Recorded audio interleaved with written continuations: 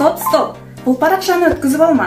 Егер сабақты жоспарлай алмай жүрген болсаңыз, егер сізге қызықты әдіс-тәсілдер керек болса, егер сабақты қызықты өткізгің келсе, егер жетістіктерге қол жеткізгің келсе, егер күнделікті толтыруда қиналып жүрсең, саған менің тәлімгерім көмектеседі. Ол үшін подробный батырмасын бас.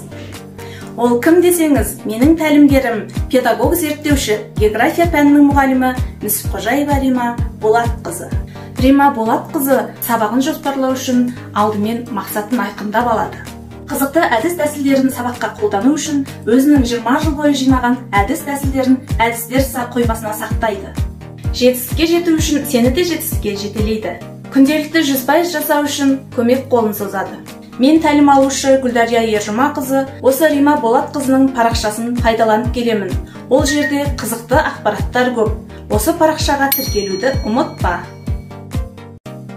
Мен сабағымда тәлімгерімнен үйренген әдіс-тәсілдерді қолданып келемін. Атап айтсам, кубизм әдісі, ыстық орындық, екі түрлі түсініктеме күнделігі, жексо әдісі, серпілген сауал әдісі, Блум таксономиясы. Сондай-ақ сабақ кезінде мен бағалаудың бірнеше түрін қолданамын.